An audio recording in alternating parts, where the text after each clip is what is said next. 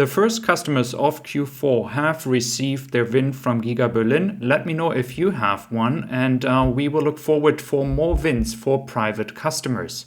Furthermore, we look into the used car market, which is really getting interesting.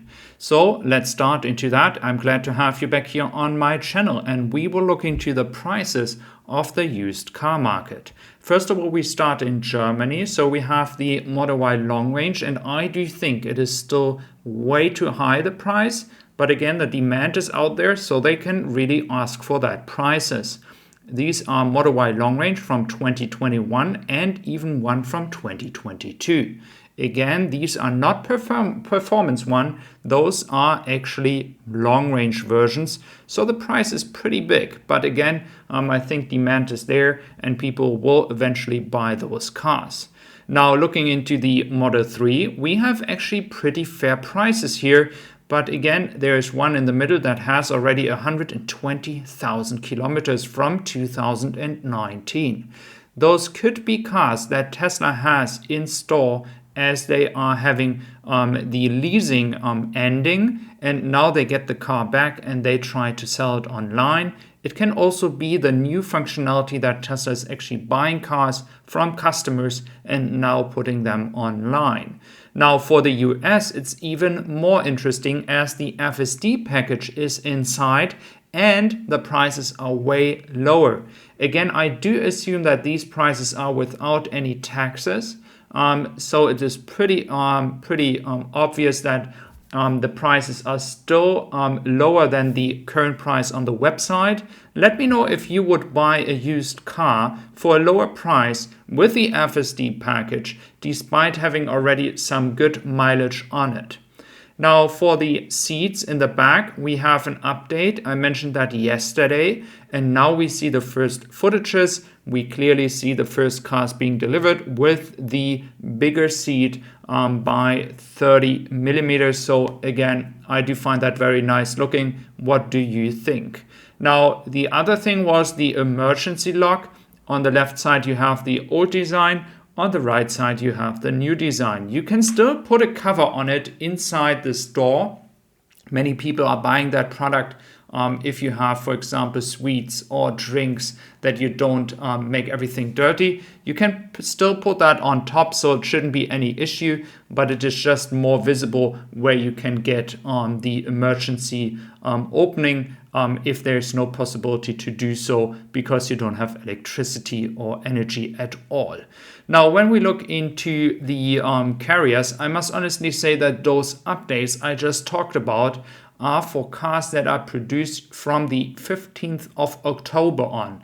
So for all carriers that are on their way to Europe right now, the Viking Queen, Grand California, Deneb Leader, Hook Copenhagen, and Glovis Supreme, all those carriers won't have that update that you just saw. So if you're still waiting for a car in Q4 and your car is not being produced yet, you might be lucky and get the new update. Now for Stevenson, we have here as well an update regarding the differences between the production of cars. We have the outlook until 2025, and of course we do clearly see here per quarter the numbers. Again, I believe it will be much higher already at that point. I think till 2025 we can achieve more than 4 million cars per year. Let's see if Tesla will be able to do so. We have here the Model Y again in the yellow section being in such a big contributor to the overall sales. The Shanghai Model 3, as I mentioned many times, kind of restricted when it comes to the volume. Now, Elon Musk has said he's going to try to actually do the track mode in the Model Y Performance. It's something that people have talked about many times. The track mode is supposed to come hopefully soon. Let me know if you like to have that or if you actually have the wish list and if it's on your wish list actually. But we do know that Tesla sometimes would like to do something, then they forget about it or it's not working. But many people are wishing for it. So hopefully Tesla will be able to deliver on it. Now we see the footage here from Vuva, which clearly shows a lot of movements happening, and we have also a few cars being covered. We still don't know for which markets those cars are, if that's something that they do now in a regular basis. I wouldn't really think so, because they kind of have to transport the cars anyway. So let's see how long these cars will actually be there. Now, for the US market, we have also some news when it comes to the paint shop and the Tesla Semi, as well as the earnings call. Now, for the earnings call, we're going to look into that in a second. But first of all, we have the paint shop. Now, Tesla already in process of expanding the paint shop at Giga Texas. This could maybe indicate that they make a separate paint shop for the Cybertruck. Again, we know that it's just another 8 month roundabout to actually start production of the Cybertruck.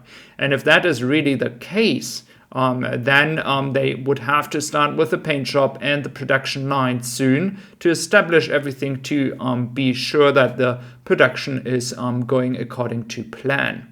Now, looking into the Semi, we have also notes that the VIN number will be with 17 numbers, and then we have the first 3 being 7G2. So this really indicates now implementing VIN numbers for the Semi, that the promised deliveries by December are actually going to happen. And this is really going to help now to kind of get the Semi by December off the list, officially delivering this car, or this truck to be exact. And now we have only the Cybertruck open and the Roadster. Now, new products might come then by maybe mid next year, once the Cybertruck is officially being produced.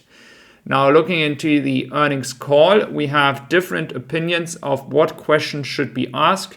Many people have open questions, especially stockholders, when it comes to the economic situation, backlog, and what the pricing will be in the future. Others have a lot of questions about the battery cell production, especially 4680 cell design and ramp up. So lots of things to answer and ask. Hopefully we will get maybe more insights through these questions and maybe comments of Elon Musk regarding other stuff because of a certain question being asked. This could also be a nice way to get some more hints what's actually going to happen. So thank you very much for being here today. I really appreciate your time, and I would be happy to have you back here on my channel tomorrow again for some more news as a German citizen with a European perspective on Tesla. I would appreciate your support. So thank you very much for being here today. Have a wonderful day, and I see you back here tomorrow on my channel. Bye bye.